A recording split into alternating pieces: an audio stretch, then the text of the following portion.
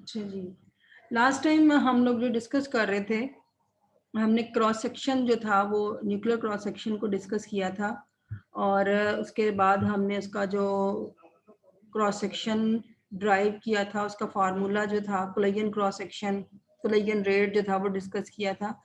और मैंने आपको बताया था कि जो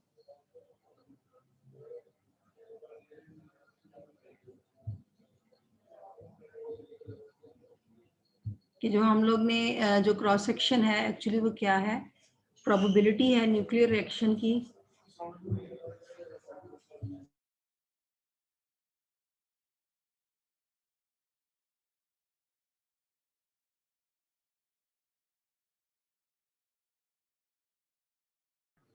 क्रॉस सेक्शन जो है वो क्या है, प्रोबेबिलिटी है किसी भी न्यूक्लियर रिएक्शन के होने की। ये बच्चे आप लोगों को स्क्रीन पे कुछ शो हो रहा है ये बार सा? मैम आपकी आवाज भी कट रही है, कुछ समझ नहीं आ रही। मैंने कहा आपको स्क्रीन के ऊपर ये कोई बार सा तो नहीं शो हो रहा? जी मैम हो रहा है। क्या चीज है मुझे खुद नहीं पता। Please move this. आवाज आ रही है अब आप लोगों को मेरी? जी मैम आ रही है। अब तो नहीं कट रही। एक्चुअली मैं इस वक्त क्लास ऑफिस में बैठ के ले रही हूँ ना, तो आपको पता है यूनिवर्सिटी का नेट थोड़ा इसी तरह का है। लेकिन अगर कहीं आपको वो आए डिस्टर्बेंस तो आप मुझे बोल दें, ठीक है, ताकि मैं उसको वहां से रिपीट कर दूँ। जी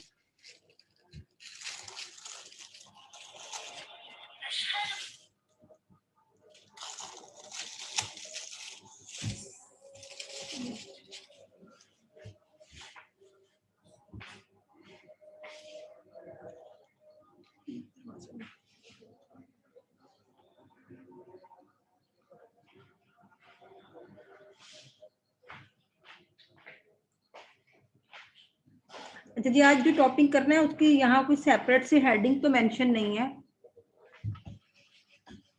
तो लेकिन आप इसकी हेडिंग देख लें कि इसकी हेडिंग बनेगी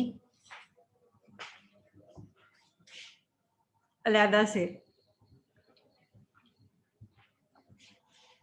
ये यहाँ से आपने स्टार्ट करना है। शायद मैंने लास्ट टाइम भी मेंशन किया था कि ये जो थ्योरी का पैराग्राफ है इसको आप मिस कर दें। 461 पेज से आपने स्टार्ट करना है।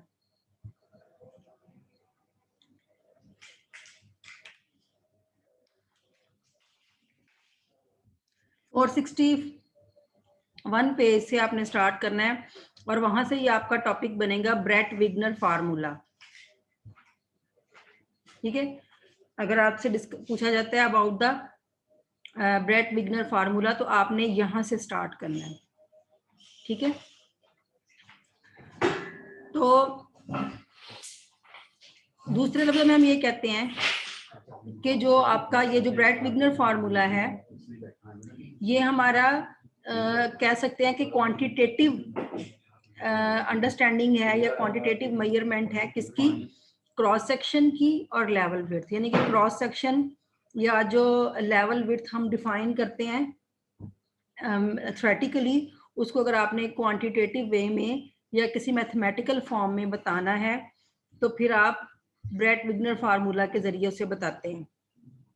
ठीक है जी, अब हम किसी भी न्यूक्लियर रिएक्शन को, आपको पता है न्यूक्लियर रिएक्शन को रिप्रेजेंट करने का ये तरीका होता है कि आप न्यूक्लियर रिएक्शन को अगर कॉम्पैक्ट फॉर्म में लिखना हो तो आप उसको इस तरह से लिखते हैं x into x y capital V, यानी कि ये आपका टारगेट होता है, ये आपका इंसिडेंट पार्टिकल, ये आपका एमिटेड पार्टिकल और ये आपका रेजिडुअल न्यूक्लियाई। ठीक है, तो जब मैंने आपको कहा कि न्यूक्लियर जो क्रॉस सेक्शन है वो क्या होता है, क्रॉस सेक्शन होता है न्यूक्लियर रिएक्शन होने की प्रोबेबिलिटी।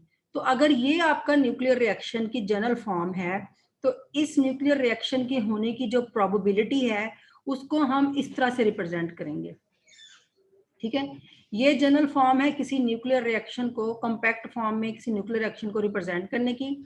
और अगर आपने इस रिएक्शन की प्रोबेबिलिटी लिखनी है कि आप इसका, तो आपको कहा जाएगा कि what is the cross section या nuclear cross section of this reaction. तो आप इसके क्रॉस सेक्शन को इस तरह से रिप्रेजेंट करेंगे, सिग्मा जो है वो आपके क्रॉस सेक्शन की सिंबल और एक्स वाई यानी कि आपका एमिटेड पार्टिकल और ये आपका एक्स इंसिडेंट पार्टिकल और वाई आपका एमिटेड पार्टिकल। ठीक है, अब क्योंकि हमने ये पढ़ा है कि जो बोहर कंपाउंड न्यूक्लियस थ्योरी है वो आपकी 2 स्टेप थ्योरी है, यानी कि उसके अकॉर्डिंगली जो न्यूक्लियर रिएक्शन है वो 2 स्टेप में कंप्लीट होता है। तो उसको आपने 2 स्टेप को किस तरह से डिफाइन किया था कि उसमें आपने लिखा था कि फर्स्ट स्टेप में क्या होता है, इंसिडेंट पार्टिकल टारगेट के साथ स्ट्राइक करता है और आपका कंपाउंड न्यूक्लियस बनता है। ठीक है, और सेकंड स्टेप में क्या होता है कि जो आपका कंपाउंड न्यूक्लियस एक्साइटेड स्टेट में होता है वो डिसइंटीग्रेट होता है और आपका टारगेट जो आपका रेजिडुअल न्यूक्लियर बनता है और आपका लाइटर पार्टिकल जो है वो इसमें एमिट होता है। तो इसके क्रॉस सेक्शन की फॉर्म में आप उसको इस तरह से रिप्रेजेंट करेंगे। अगर आप इस न्यूक्लियर रिएक्शन की जो क्रॉस सेक्शन डिफाइन करना चाहें या इसके अक्रंस की प्रोबेबिलिटी डिफाइन करना चाहें तो वो आप उसको इस तरह से करेंगे। ठीक है, इसमें ये आपका रिएक्शन है, तो इसमें ये 2 स्टेप रिएक्शन है। तो सबसे पहला पार्ट जो है वो आपको सिग्मा सी जो नजर आ रहा है, sigma C is the compound nucleus probability, यानी कि कंपाउंड न्यूक्लियस बनने का जो क्रॉस सेक्शन है। ठीक है, यह प्रोबेबिलिटी है। और एक्स किस चीज को रिप्रेजेंट करता है कि जब इंसिडेंट पार्टिकल एक्स जो है वो किसी टारगेट पे स्ट्राइक किया तो आपके पास कंपाउंड न्यूक्लियस बना। ठीक है, multiply by the relative probability of the emission of the emitted particle या y।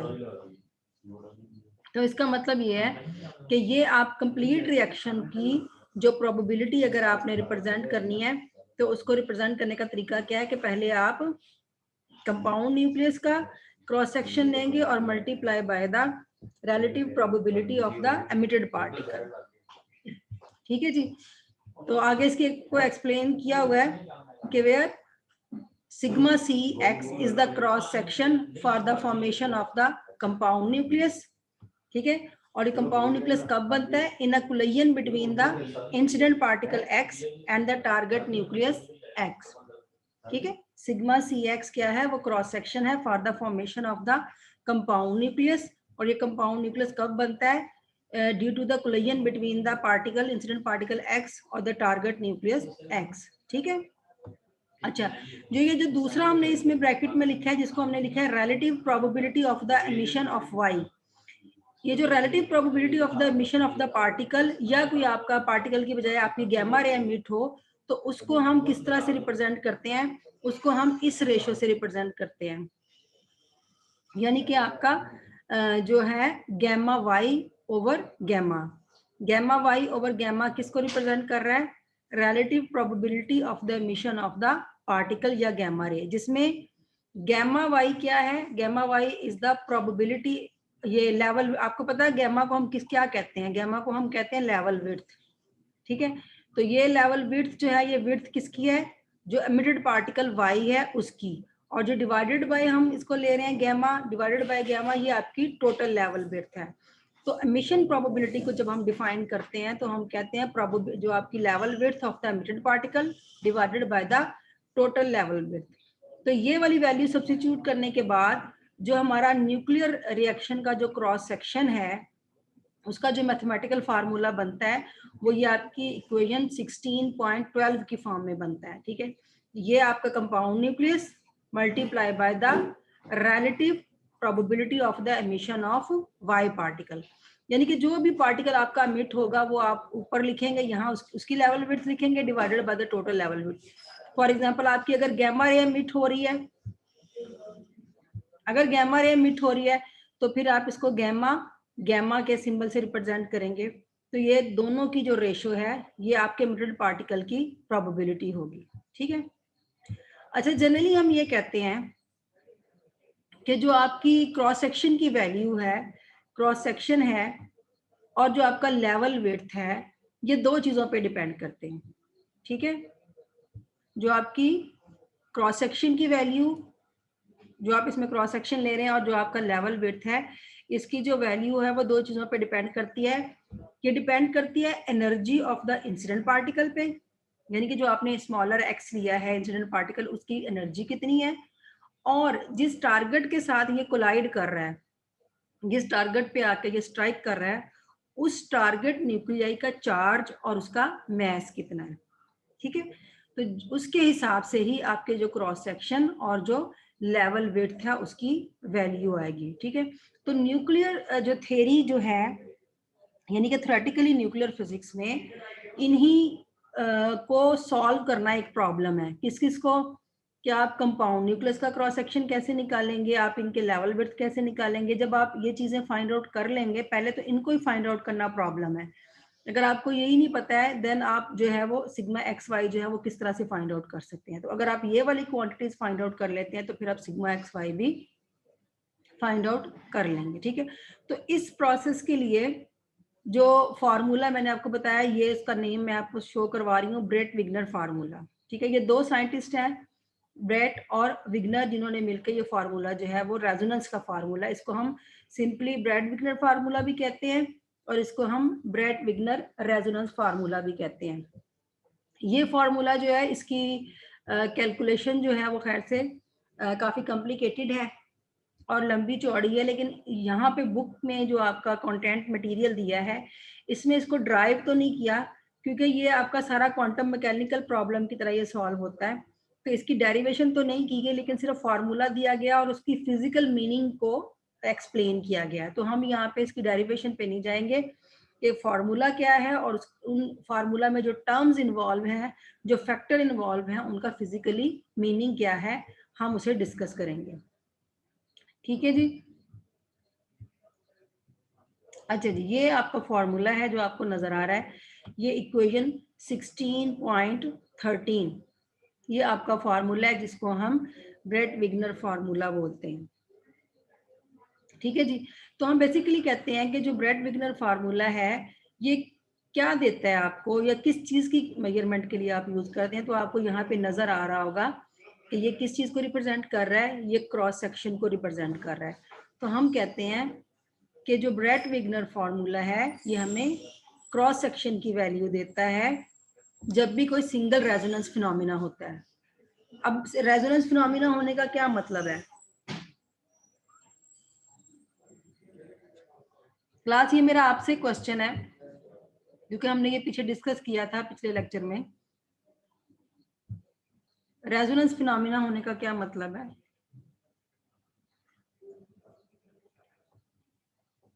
जब मैं ये बोल रही हूँ कि रेजोनेंस होगा या एक सिंगल रेजोनेंस लेवल है या मल्टीपल रेजोनेंस लेवल है, तो इसका क्या मतलब है?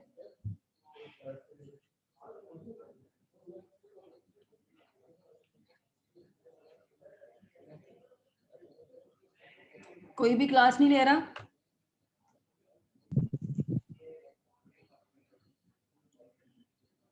ले रहे हैं मेरे पास 26 लोग शो हो रहे हैं। मैम, ले रहे हैं। हाँ जी, तो कोई मुझे आंसर करे इसका।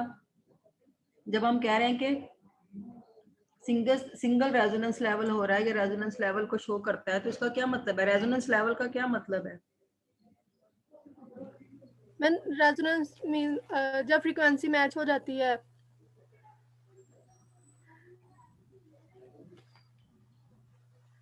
मैम इसका ये था कि जब इंसिडेंट पार्टिकल की एनर्जी जो है वो one of the levels of the compound nucleus के साथ मैच कर जाती है।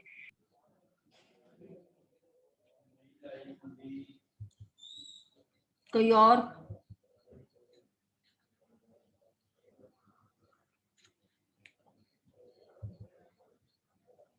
अरसलान? मैम भी कंपाउंड न्यूक्लियस में के लिए रेजोनेंस इसको कहते हैं, एनर्जी मैचिंग का जो प्रोसेस होता है उसको रेजोनेंस कहते हैं, कंपाउंड न्यूक्लियस में जो यूज किया जाता है। सिंगल रेजोनेंस लेवल का क्या मतलब होगा?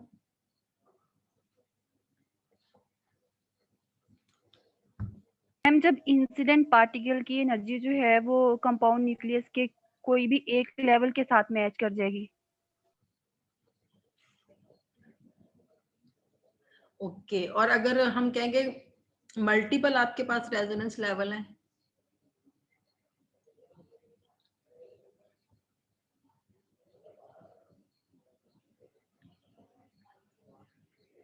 मैम उसका यही होगा कि जब इंसिडेंट पार्टिकल की एनर्जी जो है वो कंपाउंड न्यूक्लियस के मल्टीपल लेवल्स के साथ मैच कर जाएगी तो वहां पर मल्टीपल रेजोनेंस हो जाएगी। मतलब ये है उसका कि जो आपके कंपाउंड न्यूक्लियस में जो एनर्जी लेवल हैं वो क्लोजली रिलेट करते हैं, उनकी एनर्जी में ज्यादा डिफरेंस नहीं है, वे एक दूसरे के बहुत क्लोज हैं। तो फिर किसी भी लेवल के साथ जो है वो रिएक्शन जो है वो हो सकता है, तो उसे हम कहेंगे कि मल्टीपल रेजोनेंसेस हो सकती हैं। तो जब हम जरूरी नहीं कि हम यही वर्ड बोलें कि न्यूक्लियर रिएक्शन हो रहा है, न्यूक्लियर रिएक्शन होने का ये दूसरा नाम जो है वो रेजोनेंस है। क्योंकि मैंने ये लास्ट टाइम डिस्कस किया था कि रेजोनेंस, न्यूक्लियर रिएक्शन होने का मतलब ये है कि कोई ना कोई रेजोनेंस हो रही है। तो जितनी पॉसिबल रेजोनेंसेस हो सकती हैं उतने ही पॉसिबल लेवल जो है वो कंपाउंड न्यूक्लियस में एग्जिस्ट कर रहे होते हैं, ठीक है। उन्हीं को हम वर्चुअल लेवल्स कहते हैं। लेकिन जब आपके पास मैंने बताया था ऑप्शन एक ही हो कि सिर्फ और सिर्फ गैमा रेज ही एमिट होंगी तो फिर आप उसको बाउंड कर देते हैं, तो फिर आप उनको बाउंड लेवल्स बोलते हैं। तो ये जो आपका ब्रेट विग्नर फार्मूला है, इससे हम क्रॉस सेक्शन की वैल्यू फाइंड आउट करते हैं, क्रॉस सेक्शन यानी कि प्रोबेबिलिटी फाइंड आउट करते हैं उस पर्टिकुलर रेजोनेंस के होने की। इसलिए इसको हम रेजोनेंस क्रॉस सेक्शन जो है ये ब्रेट विग्नर का रेजोनेंस फार्मूला भी बोलते हैं, ठीक है। दोबारा से रिपीट कर रही हूँ कि जो आपका ये फार्मूला है ब्रेट विग्नर फार्मूला, ये किस लिए यूज होता है, ये हमें देता है किसकी वैल्यू, क्रॉस सेक्शन की वैल्यू देता है। और क्रॉस सेक्शन क्या है, प्रोबेबिलिटी किसी भी टिपिकली जो भी आपकी सिंगल रेजोनेंस होनी है उसको सिंगल रेजोनेंस जो भी होगी उसके होने की प्रोबेबिलिटी जो है वो देगा, क्योंकि रेजोनेंस होगी तो ही रिएक्शन होगा, तो ही हम उसे क्रॉस सेक्शन बोलेंगे। तो बेसिकली ये फॉर्मूला है आपके पास sigma x y lambda square over 4 pi, ठीक है। और ये आपका gamma x gamma y over E minus E not square plus gamma by 2 square. अब इसमें जो आपका ये लैम्डा है जिसे आप वेवलेंथ कहते हैं, और न्यूक्लियर के अलावा भी जब आप इसको वेवलेंथ बोलते हैं तो आप इसको डिब्रोगले वेवलेंथ बोलते हैं, ठीक है। ये आपका डिब्रोगले वेवलेंथ है। अब यहाँ पे वेवलेंथ तो किसी वेव का होता है ना, वेवलेंथ की क्वांटिटी तो हम किसी वेव के लिए यूज कर रहे हैं। तो यहाँ पे तो आप इंसिडेंट पार्टिकल ले रहे हैं, कोई वेव तो नहीं ले रहे जो कि पार्टिकल पे फॉल कर रही है या किसी आपके टारगेट के साथ आके स्ट्राइक कर रही है, तो आप तो इंसिडेंट पार्टिकल ले रहे हैं। और वेवलेंथ जो है ये कहाँ से आ गया, यहाँ पे वेव कॉन्सेप्ट कैसे आ गया, तो हम ये कहते हैं कि ऑर्डिनरी जो आपके वेव कॉन्सेप्ट है वो आप न्यूक्लियर फिजिक्स में वेव थ्योरी अप्लाई हो सकती है, ठीक है। तो यहाँ पे जो आपका वेव मैकेनिक, हम ये कह रहे हैं कि आपकी न्यूक्लियर फिजिक्स में या आपकी न्यूक्लियर थ्योरी में जो वेव कॉन्सेप्ट है वो अप्लाई हो रहा है। और ये जो आपका लैम्डा है ये किसका वेवलेंथ है, ये आपके इंसिडेंट पार्टिकल के साथ जो एसोसिएटेड वेव है उसका वेवलेंथ है। सिंपली आप ये भी कह सकते हैं कि इंसिडेंट पार्टिकल का वेवलेंथ, या आप ये कह सकते हैं कि जो इंसिडेंट पार्टिकल जो आपने स्ट्राइक करवाना है उसके साथ एसोसिएटेड जो वेव है उसका ये वेवलेंथ है, ठीक है जी। तो पहला जो है वो इसमें आपका ये डिब्रोगले वेवलेंथ है इंसिडेंट पार्टिकल का, ठीक है। दूसरी दो टर्म है आपके पास, ये एनर्जी को रिप्रेजेंट कर रही है, एक ई है जिसको आप सिंपली एनर्जी बोलेंगे, ठीक है। कोई भी इंसिडेंट पार्टिकल की एनर्जी है जो ई नॉट है, ये आपकी जिसे आप पीक एनर्जी बोलेंगे, पीक ऑफ द रेजोनेंस, जो भी आपकी रेजोनेंस यानी कि जहां पे आपका रेजोनेंस का फिनोमिना हो रहा है उस वक्त जो आपके पास मैक्सिमम अमाउंट ऑफ एनर्जी है वो है। और गैमाज आपको पीछे भी मैंने एक्सप्लेन किया, गैमाज आपकी लेवल विड्थ होती है, अगर एक्स है तो ये एक्स के लिए लेवल विड्थ है, ठीक है। और अगर वाई है तो ये वाई के लिए लेवल विड्थ है, ठीक है। तो आपने जो पीछे जब मैंने क्रॉस सेक्शन का फार्मूला आपको बताया है तो उसमें आपने देखा था पहले कंपाउंड न्यूक्लियस बनता है और फिर आपकी एमिशन प्रोबेबिलिटी है वाई की, ठीक है। तो जो आपका फर्स्ट पार्ट है वो ये वाला है, ये जो लैम्डा स्क्वायर बाय 4 बाई है ये एक्चुअली क्वालिटेटिव मेजर है या क्वांटिटेटिव मेजर है किसका, जो आपकी प्रोबेबिलिटी है of forming a compound nucleus. यानी अगर आपने cross sigma C find out करना है, और सिग्मा सी को हमने क्या बोला है, probability of the emission of probability of the formation of compound nucleus. तो उसको फाइंड आउट करने के लिए आपको लैम्डा स्क्वायर बाय 4 पाई जो है इसको सॉल्व करना है। ठीक है, तो ये वाला पार्ट आपका, ये आपका पूरा जो क्रॉस सेक्शन है ना का जो फार्मूला है, जिसको आप ब्रेट विग्नर फार्मूला कह रहे हैं, इसको हम 3 पार्ट्स में डिवाइड करते हैं और इसके 3 पैरामीटर्स को हम सेपरेटली डिस्कस करते हैं। तो पहला पैरामीटर ये था जो हमें क्या देता है, जो हमें प्रोबेबिलिटी देता है, probability of the formation of the compound nucleus. ठीक है, सेकंड फैक्टर जो है वो मैं इसको कंसीडर कर लेती हूँ, ये जो आपके डिनोमिनेटर में है, जो कि E minus E not square plus gamma by 2 square, इस फैक्टर को हम रेजोनेंस फैक्टर भी बोलते हैं। ठीक है, और ये जो आपके रेजोनेंस होने का फिनोमिना है, जो आपका रेजोनेंस का फिनोमिना हो रहा है न्यूक्लियर रिएक्शन होने के लिए, उसको मैथमेटिकली एक्सप्रेस करने का फॉर्मूला है। यानी कि ये जो टर्म है या ये जो आपका फैक्टर है वो रेजोनेंस के फिनोमिना को मैथमेटिकली एक्सप्लेन कर रहा है। ठीक है, अब अगर आप यहाँ पे देखें, अगर मैं ये कहूँ कि E is equal to E naught, यानी कि जो आपकी दोनों एनर्जीज हैं वो बराबर हैं, तो ये E माइनस ई नॉट क्या हो जाएगा, ये तो 0 हो जाएगा। ठीक है, तो अगर आप कहें कि E is equal to E naught है, तो यहाँ पे क्या फर्क पड़ेगा, यहाँ पे ये फर्क पड़ेगा कि ये टर्म 0 हो गई, आपका डिनोमिनेटर जो है वो छोटा हो जाएगा। डिनोमिनेटर की वैल्यू स्मॉल होने का मतलब ये है कि आपका जो क्रॉस सेक्शन है, जो आपकी प्रोबेबिलिटी है, वो रिएक्शन होने की वो मैक्सिमम हो जाती है। और जैसे जैसे हम ये कहें कि इसकी जो वैल्यू है वो डिपार्ट करती है, यानी इंक्रीज होती जाती है, बराबर होने की बजाय इंक्रीज होती जाती है, तो आपका ये जो फैक्टर है, ये जो रेजोनेंस फैक्टर या जो आपका डिनोमिनेटर है, इसकी वैल्यू आहिस्ता आहिस्ता जो है वो इंक्रीज होना शुरू हो जाती है। तो इसके साथ ही कॉरस्पॉन्डिंगली आपके जो प्रोबेबिलिटी है क्रॉस सेक्शन की, वो आपकी डिक्रीज होना शुरू हो जाती है। ठीक है, अच्छा जी, थर्ड फैक्टर जो है वो हमारी लेवल विड्थ है, जिनको हमने ऊपर भी डिसाइड किया है, जो क्या है कि जाहिर है जब आपका कंपाउंड न्यूक्लियस बना है तो उसने कहीं ना कहीं डिसइंटीग्रेट होना है। ठीक है, तो कंपाउंड न्यूक्लियस बेशक वो वर्चुअल लेवल्स में है, बेशक वो बाउंड लेवल में है, तो उसकी डिसइंटीग्रेशन होनी ही होनी है। तो वो डिसइंटीग्रेशन किस में होगी, वो कोई किसी भी गिवन वाई या एक्स पार्टिकल में हो सकती है, तो उसको उनको हम पार्शियल विड्थ एक्स और वाई से रिप्रेजेंट करते हैं। ठीक है, तो अभी मैंने आपको बताया, जैसे यहाँ पे भी इसने मेंशन किया है कि जो ब्रेट विग्नर फार्मूला है वो एक एग्जांपल है किसकी, कि हम एप्लीकेशन कर रहे हैं वेव मैकेनिक्स की, किसमें, न्यूक्लियर फिजिक्स में। तो उसको हमने किससे रिप्रेजेंट किया है, कहाँ पे हमें एप्लीकेशन नजर आ रही है, वो हमें डी ब्रोगली वेवलेंथ की फॉर्म में नजर आ रही है। तो डी ब्रोगली वेवलेंथ फॉर्म का ये जो वेवलेंथ है उसको हम इस फॉर्म से डिफाइन करते हैं। एक्चुअली तो ये डी ब्रोगली फार्मूला है lambda is equal to h over p का। ठीक है, जिसमें पी जो होता है वो लीनियर मोमेंटम है और पी की हम ये वैल्यू सब्स्टिट्यूट कर रहे हैं एम वी। ठीक है, और एच जो होता है वो इसमें आपका प्लांक कांस्टेंट। ठीक है, तो यहाँ पे हम इसको एम वी या एच ओवर एम वी में रिप्रेजेंट करने की बजाय, क्योंकि हम इसको एसोसिएट किसके साथ कर रहे हैं, वेवलेंथ को हम एसोसिएट कर रहे हैं इंसिडेंट पार्टिकल के साथ, यानी कि इंसिडेंट पार्टिकल का वेवलेंथ कंसिडर कर रहे हैं। तो बजाय ये कि हम वेवलेंथ की फॉर्म में इंसिडेंट पार्टिकल को डिस्कस करें, हमें उस इंसिडेंट पार्टिकल को एनर्जी की फॉर्म में डिस्कस करना है। ठीक है, तो इंसिडेंट पार्टिकल की एनर्जी को हमने बताना है ना, उसके हिसाब से ही आपके न्यूक्लियर रिएक्शन होने की प्रोबेबिलिटी है।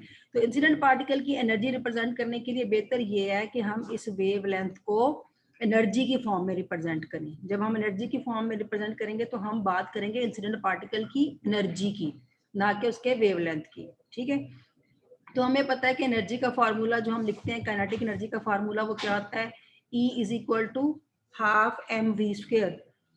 E is equal to half m v square. अगर आप इसको बोथ साइड्स m से मल्टीप्लाई कर दें, इधर भी आप m से मल्टीप्लाई कर दें, इधर भी आप m से मल्टीप्लाई कर दें, तो ये m स्क्वायर v स्क्वायर बन जाता है और इधर आपके पास m e आ जाता है, और क्रॉस मल्टीप्लिकेशन से ये 2 आप दूसरी साइड पे ले जाएं। ठीक है, तो एम वी आपके पास किसके इक्वल आ गया, एम वी आपके पास 2 m e अंडर रूट की फॉर्म में आ गया। ये आपने क्या किया, दोबारा बता रही हूँ, यहाँ पे भी आपने इसको m से मल्टीप्लाई किया और इस साइड को भी आपने m से मल्टीप्लाई किया, तो इधर बन गया आपका m स्क्वायर v स्क्वायर। ये 2 को क्रॉस मल्टीप्लीकेशन से आप इधर ले आए, तो आपका m square v square is equal to किसके इक्वल आ गया, 2me। और जब आप इसका स्क्वायर खत्म करते हैं तो ये mv किसके इक्वल आ गया, 2me अंडर रूट। तो mv की वैल्यू आप यहाँ पे सब्स्टिट्यूट करेंगे तो लैम्डा आपका किसके इक्वल आ गया, h/2me अंडर रूट। ठीक है, तो अब हम इंसिडेंट पार्ट, ये आपका कांस्टेंट होता है, तो इंसिडेंट पार्टिकल की एनर्जी और मास के हिसाब से हम डिफाइन कर सकते हैं इंसिडेंट पार्टिकल को। ठीक है, तो इसका मतलब ये है कि अब हम, अगर हमने इंसिडेंट पार्टिकल की हमें एनर्जी पता है तो हम उससे उसका वेवलेंथ डिफाइन कर सकते हैं, और अगर हम वेवलेंथ निकाल सकते हैं उसका, तो फिर हम उसका क्रॉस सेक्शन भी फाइंड आउट कर सकते हैं। तो हम ये कहते हैं कि आइडिया हम लगा सकते हैं वेवलेंथ और सिग्मा का बाय कंसिडरिंग द कोई भी इंसिडेंट पार्टिकल है उसकी एनर्जी लेके। फॉर एग्जांपल यहाँ पे ये न्यूट्रॉन की बात कर रहे हैं, ठीक है, तो फिर हम यहाँ पे क्या करेंगे, न्यूट्रॉन का मास लगाएंगे, यहाँ पे हम प्लैंक्स कांस्टेंट की वैल्यू लगाएंगे। तो जब हम इंसिडेंट पार्टिकल को न्यूट्रॉन कंसिडर करते हैं और h और उसके मास की वैल्यू को सब्स्टिट्यूट करते हैं, तो जो वेवलेंथ की वैल्यू आएगी वो इस तरह, इस फॉर्म में आएगी, 2.87 इंटू 10⁻⁹ ओवर E। अब आप कितनी एनर्जी का ले रहे हैं न्यूट्रॉन, वो सिंपली आप एनर्जी की वैल्यू सब्स्टिट्यूट करें तो आपके पास इंसिडेंट पार्टिकल का वेवलेंथ आ जाएगा। फॉर एग्जाम्पल ये देखें, अगर आप एक न्यूट्रॉन की एनर्जी जो है वो 10⁴ इलेक्ट्रॉन वोल्ट ले रहे हैं, ठीक है, तो आपका जो वेवलेंथ आ रहा है 2.87 इंटू 10⁻11 सेंटीमीटर है। ठीक है, और अगर आप 1 मेगा इलेक्ट्रॉन वोल्ट एनर्जी का न्यूट्रॉन ले रहे हैं तो फिर आपके पास जो वेवलेंथ आएगा वो 2.87 इंटू 10⁻12। ठीक है, तो जब आप इस तरह से लैम्डा निकाल लेते हैं तो फिर आपको पता है कि आपका जो क्रॉस सेक्शन है वो किसके प्रोपोर्शनल है, वो लैम्डा स्क्वायर के प्रोपोर्शनल है। ठीक है, तो इसी तरह से आप उसके यहाँ से कंपाउंड न्यूक्लियस की जो प्रोबेबिलिटी है उसका एस्टिमेशन जो है वो लगा सकते हैं। क्लासेस में कौन सी वेवलेंथ जो वो ज्यादा आ रहा है, 10⁴ इलेक्ट्रॉन वाले न्यूट्रॉन का वेवलेंथ ज्यादा है या 1 मेगा इलेक्ट्रॉन वाले न्यूट्रॉन का?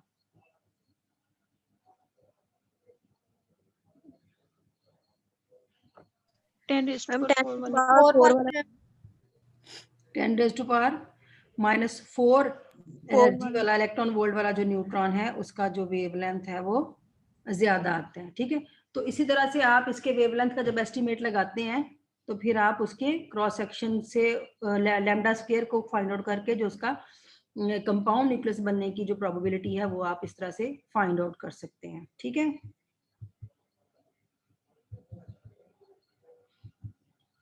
यहां तक किसी ने कोई क्वेश्चन करना है?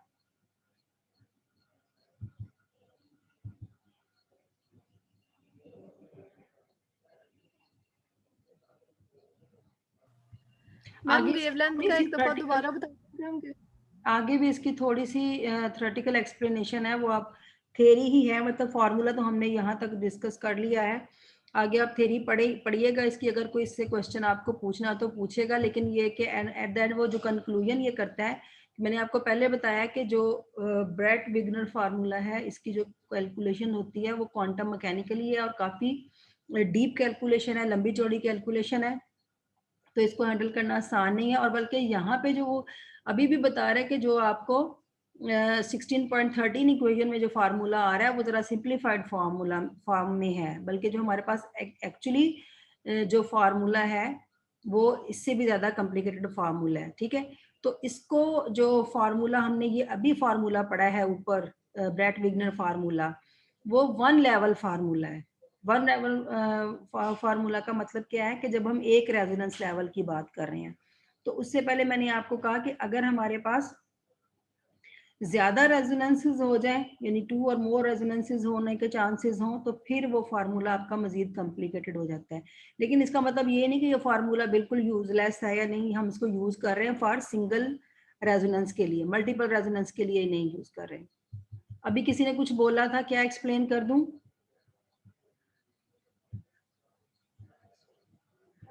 मैम हमने वेवलेंथ क्यों ली, ये वाला एक दफा दोबारा बता दें। वेवलेंथ क्यों ली है? जी मैम पार्टिकल के लिए। हाँ जी, मैंने आपको बताया कि जो हमने इसकी आपने प्रोबेबिलिटी फाइंड आउट करनी है ना एक्चुअली। तो प्रोबेबिलिटी आप फाइंड आउट करना चाहते हैं, probability of the formation of compound nucleus, sigma C find out आप करना चाहते हैं। तो सिग्मा सी फाइंड आउट करने के लिए जो फार्मूला यहाँ पे आपके पास गिवन फार्मूला है जो आप यूज कर रहे हैं 16.13 में, वो लैम्डा स्क्वायर बाई 4 है। ठीक है, ये लैम्डा स्क्वायर बाई 4 पाई है। तो ये फार्मूला में इस यहाँ पे आपको चाहिए लैम्डा की वैल्यू कंपाउंड न्यूक्लियस की प्रोबेबिलिटी फाइंड आउट करने के लिए। ठीक है, तो लैम्डा आप कैसे निकाल सकते हैं वो आगे उसने आपको फार्मूला बताया है। एक तो ये यहाँ पे ये शो करवा रहा है कि आप न्यूट्रॉन फिजिक्स में जो आपकी न्यूक्लियर फिजिक्स है उसमें आप वेव मैकेनिक्स कॉन्सेप्ट अप्लाई कर रहे हैं, और दूसरा ये कि ये वेवलेंथ आप किसका कंसिडर कर रहे हैं, इंसिडेंट पार्टिकल का। और आपको वेवलेंथ की क्यों जरूरत पड़ रही है, क्योंकि ये आपके पास एक रिलेशन है वेवलेंथ को एसोसिएट करने का एनर्जी के साथ, तो वो इसीलिए हम उसकी वेवलेंथ कंसिडर कर रहे हैं। ये जो मैंने नीचे आपको फार्मूला बताया ये इसीलिए बताया कि ये वो फार्मूला है जो किसी भी पार्टिकल के वेवलेंथ को उसकी एनर्जी के साथ कन्वर्ट करता है। तो अगर आपके पास एनर्जी है इंसिडेंट पार्टिकल की, मोस्टली जब आप न्यूक्लियर रिएक्शन स्टडी करेंगे तो आपको इंसिडेंट पार्टिकल की एनर्जी बताई जाएगी। तो अगर आपके पास एनर्जी है पार्टिकल की तो आप उसका वेवलेंथ फाइंड आउट कर सकते हैं, और अगर आप वेवलेंथ फाइंड आउट करेंगे तो आपको वहां से कंपाउंड न्यूक्लियस बनने की जो प्रोबेबिलिटी है वो लैम्डा स्क्वायर के जरिए आसानी से मिल जाएगी।